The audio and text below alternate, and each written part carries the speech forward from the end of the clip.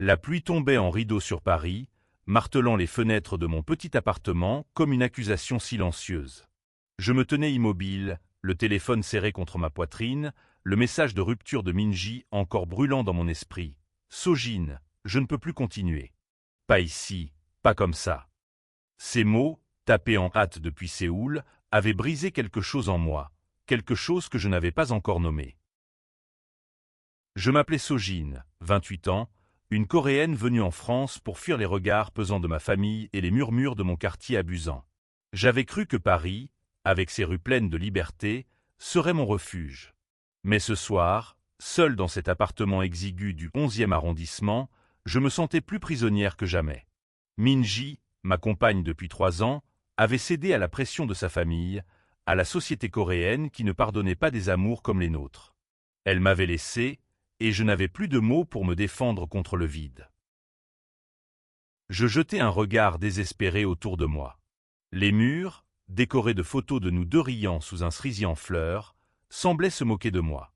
Il fallait que je sorte, que je respire, que je trouve quelqu'un pour m'ancrer avant que je ne m'effondre. Mais qui? Mes amis étaient loin, et les collègues de l'école de langue où j'enseignais le coréen ne savaient rien de ma vie privée. Puis, une idée me frappa, aussi absurde qu'inattendue. Élodie, ma voisine d'en face. Élodie, 30 ans, française, hétéro, toujours souriante, avec ses cheveux châtains qui dansaient dans le vent quand elle rentrait du marché. On s'était croisés dans l'escalier, échangé des banalités sur la météo ou les grèves du métro. Elle semblait gentille, mais distante, comme si elle appartenait à un monde différent. Pourtant, ce soir, j'avais besoin de quelqu'un. N'importe qui.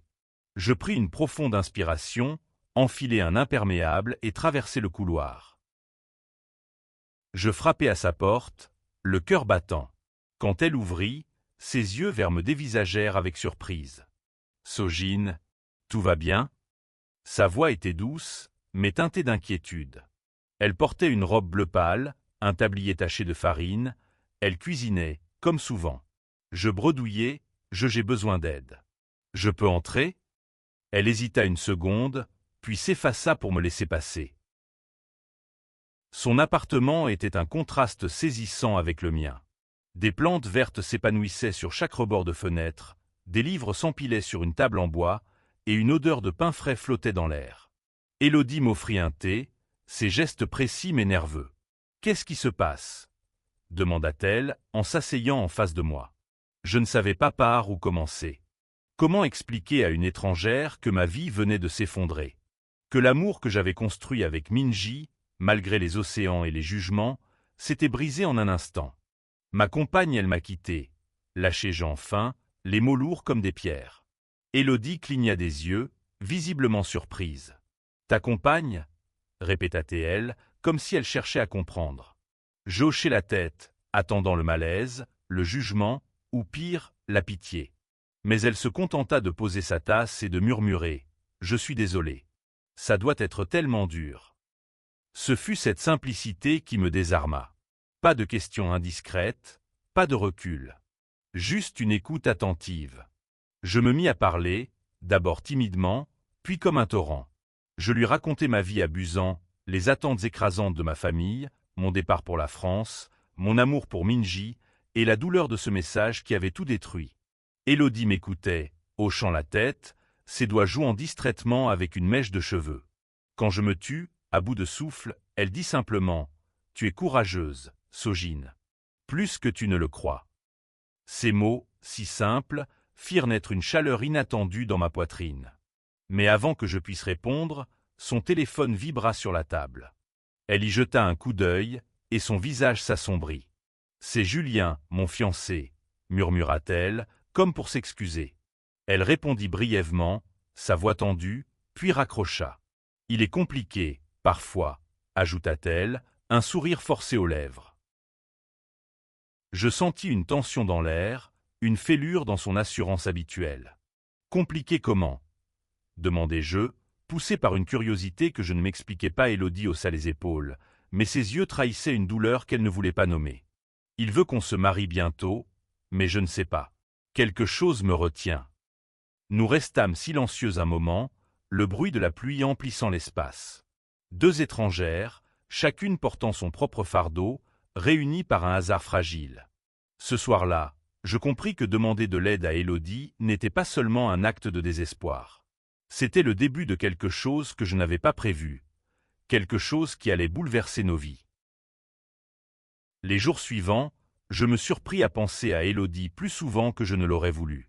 Son regard attentif, sa façon de m'écouter sans juger, tout cela s'était gravé en moi. Pourtant, je me raisonnais. Elle était hétéro, fiancée, et moi, j'étais une épave émotionnelle, encore hantée par le fantôme de Minji. Mais chaque fois que je la croisais dans l'immeuble, mon cœur s'emballait. Elle me saluait avec un sourire timide, comme si notre conversation avait créé un lien invisible. Un samedi matin, je la trouvai dans la cour, en train d'arroser ses plantes en pot. « Tu veux un coup de main ?» demandai-je, cherchant une excuse pour rester près d'elle. Elle rit, un son clair qui chassa momentanément mes pensées sombres. « Toi, jardiner ? Je croyais que les Coréens de Busan préféraient les marchés de poissons. » Plaisanta-t-elle. Je ris à mon tour, surprise par sa spontanéité. Nous passâmes l'heure suivante à parler de tout et de rien. Des dramas coréens qu'elle adorait en secret, des pâtisseries françaises qu'elle voulait me faire goûter, de la vie à Paris qui nous émerveillait autant qu'elle nous épuisait. Je lui racontais les nuits animées de Honda, les lanternes flottantes sur la rivière Han, et elle m'écoutait avec une curiosité sincère. « Tu devrais m'emmener en Corée un jour, » dit-elle en riant, mais ses yeux brillaient d'une lueur sérieuse. Ce fut ce jour-là que je commençai à remarquer les petites choses. La façon dont ses joues rosissaient quand elle riait, la manière dont elle replaçait une mèche de cheveux derrière son oreille. Je me maudissais intérieurement. « Qu'est-ce que tu fais, Sojin ? Elle n'est pas comme toi. » Mais une part de moi, celle qui refusait de se taire, se demandait si elle ressentait, elle aussi, cette étrange alchimie. Quelques jours plus tard, Élodie m'invita à dîner chez elle. « Rien de fancy, juste un petit plat maison », avait-elle dit. J'acceptai, nerveuse, me demandant si c'était une simple amabilité ou autre chose. Quand j'arrivai, elle avait préparé un bœuf bourguignon, et l'odeur chaleureuse emplit l'appartement. Mais l'ambiance était différente ce soir-là. Élodie semblait agitée, jetant des regards furtifs vers son téléphone. « Julien ?» demandai-je, sentant une tension familière. Elle soupira, repoussant son assiette. « Il veut qu'on fixe une date pour le mariage. Mais je ne suis pas prête. » Sa voix tremblait, et pour la première fois, je vis une fissure dans son assurance. « Pourquoi ?» demandai-je doucement. Elle me regarda, ses yeux verts pleins de confusion. « Je ne sais pas. J'ai l'impression de jouer un rôle, de faire ce qu'on attend de moi. Mais ce n'est pas moi. » Je posai ma main sur la sienne, un geste impulsif.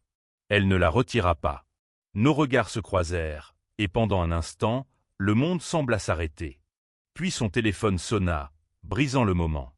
Elle s'excusa, répondant à Julien d'une voix crispée. Quand elle revint, elle semblait encore plus distante. « Je suis désolé, Sojin. C'est compliqué. » Je rentrai chez moi ce soir-là, le cœur lourd. Élodie était en train de se débattre avec ses propres démons, et moi, je me débattais avec des sentiments que je n'avais pas le droit d'avoir. Pourtant, une petite voix en moi murmurait « Et si ?» Les semaines passèrent, et ma relation avec Élodie devint une danse délicate, faite de moments volés et de silences lourds de sens. Nous nous voyions souvent, sous prétexte de partager un café ou d'échanger des livres. Mais chaque fois, je sentais une tension croissante, une question non posée qui flottait entre nous. Je me surprenais à chercher des signes, à analyser chaque sourire, chaque regard prolongé. Était-ce de l'amitié ou autre chose? Un soir, alors que nous regardions un drama coréen sur son canapé, elle posa sa tête sur mon épaule. « C'est bizarre, » murmura-t-elle. « Avec toi, je me sens libre. » Mon cœur s'emballa, mais avant que je puisse répondre, elle se redressa brusquement. « Oublie ce que j'ai dit. C'est stupide. » Elle se leva, prétextant aller chercher de l'eau, mais je vis ses mains trembler. Le lendemain, je reçus un message de sa part. « On peut parler ? Ce soir, chez moi ?» Mon estomac se noua. Était-ce une explication ? Une mise au point ? Quand j'arrivai, Élodie semblait nerveuse, ses cheveux attachés à la va-vite. « Sogine, je dois te dire quelque chose, » commença-t-elle. « Julien et moi on s'est disputés. Il pense que je passe trop de temps avec toi. » Je sentis une colère monter en moi, mêlée de peur. « Et toi, qu'est-ce que tu penses ?» demandai-je, ma voix plus dure que je ne l'avais voulu. Elle baissa les yeux. « Je ne sais pas. Je l'aime, mais il y a quelque chose qui ne va pas. Depuis que je te connais, je me pose des questions. Sur moi, sur ce que je veux vraiment. » Ces mots étaient à la fois un espoir et une lame. Je voulais lui dire ce que je ressentais, mais les souvenirs de Minji me retenaient. J'avais déjà perdu quelqu'un. Étais-je prête à risquer mon cœur à nouveau? Élodie, commençai-je, mais elle m'interrompit. Ne dis rien. Pas encore. J'ai besoin de temps. Ce soir-là, nous nous séparâmes sans un mot de plus, mais la distance entre nous semblait s'être réduite, ne serait-ce qu'un peu. Je rentrai chez moi, me demandant si j'avais le courage d'attendre, ou si j'allais encore une fois me brûler les ailes. L'automne s'installa à Paris, drapant les rues de feuilles dorées et d'une mélancolie douce. Ma relation avec Élodie devenait de plus en plus complexe. Nous évitions les sujets trop lourds, mais chaque regard, chaque contact furtif semblait chargé d'une électricité nouvelle. J'essayais de me concentrer sur mon travail, sur mes élèves, mais mes pensées revenaient toujours à elle. Un jour, alors que nous marchions le long de la Seine, elle me confia quelque chose d'inattendu. Quand j'étais adolescente, j'avais une amie Camille. On était très proches. Trop, peut-être. Sa voix était basse, presque un murmure. Mes parents l'ont appris et m'ont envoyé en pension. Ils disaient que c'était pour mon bien, mais je crois qu'ils avaient peur. Je compris alors que la confusion d'Élodie n'était pas nouvelle. Elle avait enfoui une part d'elle-même, par peur, par honte, par pression. Et maintenant, demandai-je.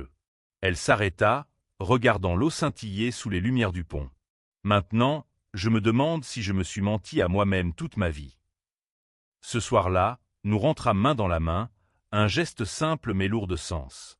Pourtant, quand nous arrivâmes devant notre immeuble, Julien était là, adossé à un lampadaire, les bras croisés.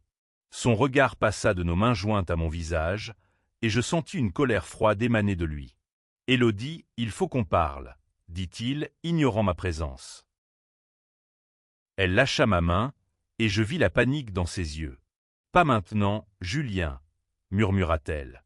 Mais il insista, sa voix montant. « C'est à cause d'elle, c'est ça? Tu changes, Élodie. Tu n'es plus la même. » Je voulus intervenir, mais Élodie me fit signe de partir. À contre-cœur, je l'ai laissée, mon cœur serré. Cette nuit-là, je ne dormis pas. Je repensais à Minji, à la façon dont elle avait cédé à la pression. Allais-je perdre Élodie de la même manière? Mais au fond de moi, une lueur d'espoir persistait. Peut-être qu'Élodie était plus forte qu'elle ne le pensait. Le lendemain, Élodie frappa à ma porte, les yeux rougis. « Julien et moi, c'est fini », annonça-t-elle sans préambule. « Il m'a donné un ultimatum, lui ou toi. J'ai choisi. » Mon cœur fit un bond, mais je voyais la douleur sur son visage. « Je suis désolé, » murmurai-je. Elle secoua la tête. « Ne le sois pas. C'était ma décision. » Nous passâmes la journée ensemble, à parler, à pleurer, à rire. Elle me raconta son enfance, les attentes de sa famille, son besoin de plaire à tout le monde. Je lui parlais de Busan, de la honte que j'avais ressentie en aimant Minji, mais aussi de la liberté que j'avais trouvée en assumant qui j'étais. Pour la première fois, nous étions complètement honnêtes l'une avec l'autre. Ce soir-là, alors que nous partagions une bouteille de vin, Élodie se rapprocha de moi. « Sogine, je crois que je t'aime », murmura-t-elle, ses joues rosies par le vin et l'émotion. Avant que je puisse répondre, elle m'embrassa. Ce fut un baiser doux, hésitant, mais qui portait en lui tout le poids de nos luttes. Je lui rendis son baiser, le cœur battant, terrifié et euphorique à la fois. Mais le lendemain, la réalité nous rattrapa. Élodie reçut un appel de sa mère, furieuse d'apprendre la rupture avec Julien. « Tu fais une erreur », cria-t-elle à travers le haut-parleur. Élodie, pâle, raccrocha en tremblant. Elle veut que je vienne à Lyon pour m'expliquer. Je sentis une peur familière monter en moi. Vas-tu y aller? Demandai-je. Elle hocha la tête, les larmes aux yeux. Je dois leur faire face. Mais je ne veux pas te perdre. Élodie partit pour Lyon, et les jours sans elle furent une torture. Je me demandais si elle reviendrait, si elle céderait à la pression de sa famille comme Minji l'avait fait. Je passais mes soirées à relire nos messages, à me raccrocher à l'espoir qu'elle était différente. Quand elle revint, elle était changée. Plus calme, mais aussi plus déterminée. J'ai dit à mes parents la vérité, m'annonça-t-elle. Sur moi, sur toi, sur tout. Ils étaient furieux, mais je leur ai dit que c'était ma vie. Je la serrai dans mes bras, ému par son courage. Et maintenant? Demandai-je. Elle sourit, un sourire fragile mais sincère. Maintenant, je veux être avec toi. Nous commençâmes à construire quelque chose, lentement, prudemment. Nous n'étions pas prêtes à crier notre amour au monde, mais nous n'avions plus peur de nous cacher. Nous passions nos soirées à cuisiner ensemble, à regarder des dramas, à rêver d'un avenir où nous pourrions être nous-mêmes, sans crainte.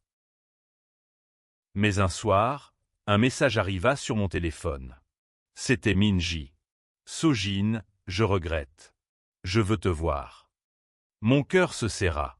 Élodie, qui était à mes côtés, vit mon expression. Qui est-ce? Demanda-t-elle. Je lui montrai le message, et son visage se ferma. Que vas-tu faire? Murmura-t-elle. Je pris une profonde inspiration. Rien. C'est toi que je choisis. Élodie me regarda, les larmes aux yeux, et m'embrassa. Ce soir-là, nous savions que nous avions surmonté quelque chose de plus grand que nous. 1 an plus tard, Élodie et moi avions emménagé ensemble dans un petit appartement près de Montmartre. Ce n'était pas parfait. Les regards curieux, les murmures occasionnels, les doutes qui ressurgissaient parfois. Mais nous avions appris à nous appuyer l'une sur l'autre, à construire un refuge dans ce monde qui ne nous comprenait pas toujours.